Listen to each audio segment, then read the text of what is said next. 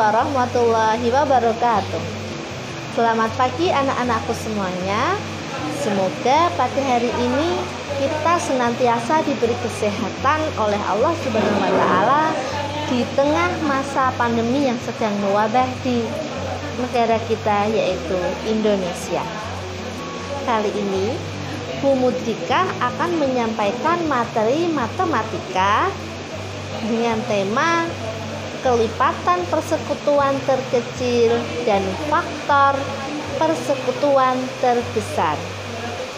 Untuk itu, marilah kita duduk dengan tenang, membaca doa.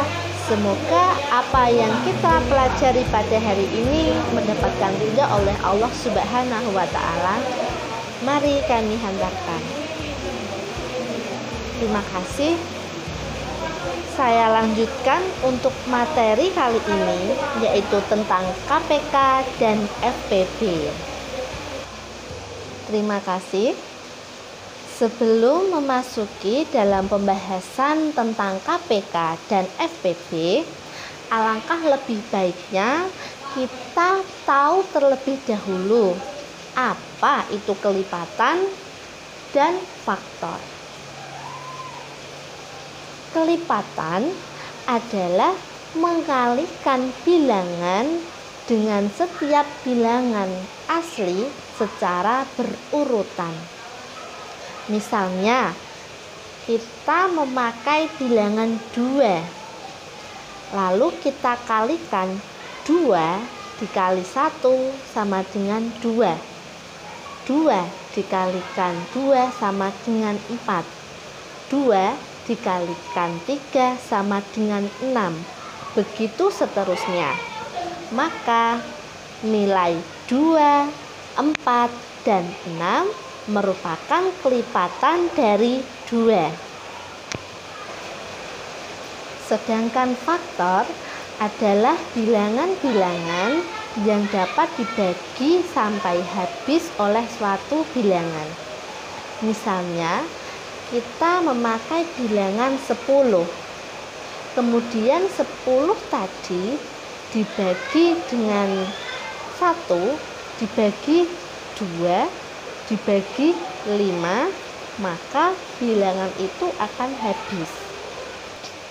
Selanjutnya, apa itu KPK? Setelah kita mempelajari tentang kelipatan dan juga faktor, kita akan membahas tentang KPK atau kelipatan persekutuan terkecil. KPK adalah kelipatan bilangan yang sama dari bilangan yang dimaksud. Misal, bilangan yang dimaksud bisa menjadi 2 bilangan ataupun 3 bilangan. Misalnya, kita akan menentukan KPK dari 2 bilangan, yaitu bilangan 5 dan 6. Langkah pertama, kita harus menentukan kelipatannya terlebih dahulu. Kelipatan dari 5 terdiri dari 10, 15, 20, 25, dan juga 30. Sedangkan kelipatan dari 6, yaitu dari angka 6 itu sendiri, 12, 18, 24, dan juga 30.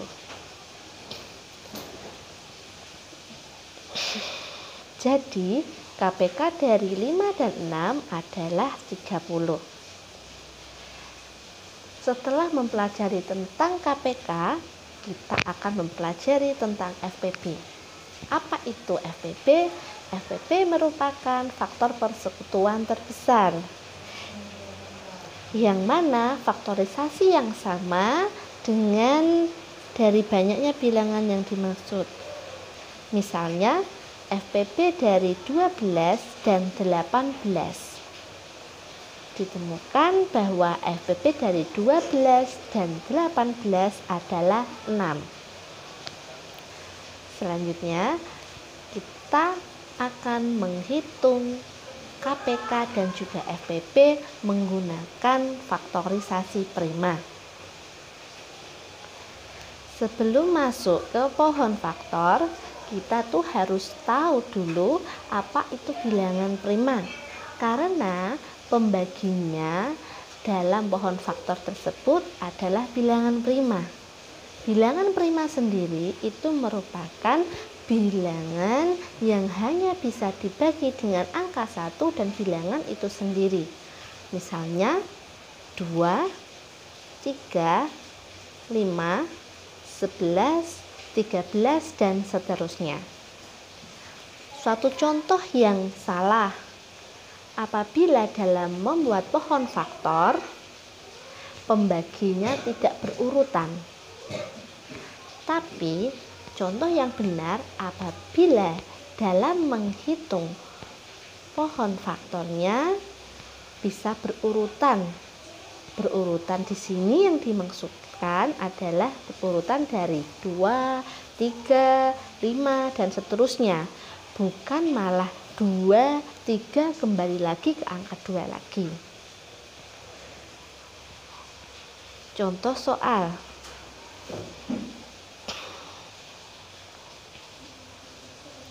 Menentukan FPP dan KPK dari 50 dan 120.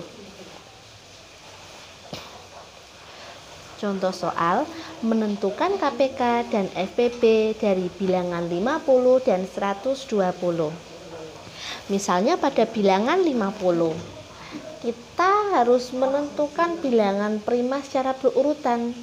Seperti yang telah dibahas tadi, bilangan prima dari 2, 3, 5, 11 dan seterusnya. Maka dibagi 2, kemudian baru dibagi 3 dan seterusnya, sehingga didapatkan 50 ini faktor primanya 2 dan 5 pangkat 2.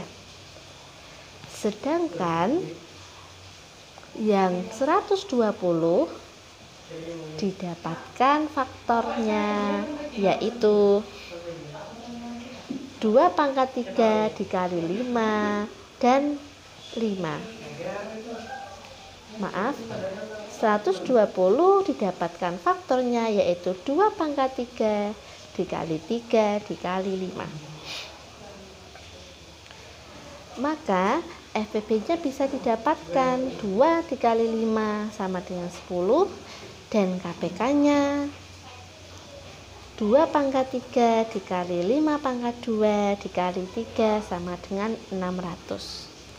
Jadi pada bilangan 50 dan 120 didapatkan FPP-nya senilai 10 dan KP-nya senilai 600. Oke anak-anakku semuanya, cukup sekian pembahasan dari Bu Mudrika pada mapel matematika hari ini dengan judul KPK dan FPP menggunakan faktorisasi prima. Semoga yang kita pelajari hari ini mendapatkan keberkahan dan kemanfaatan. Cukup sekian. Wassalamualaikum warahmatullahi wabarakatuh.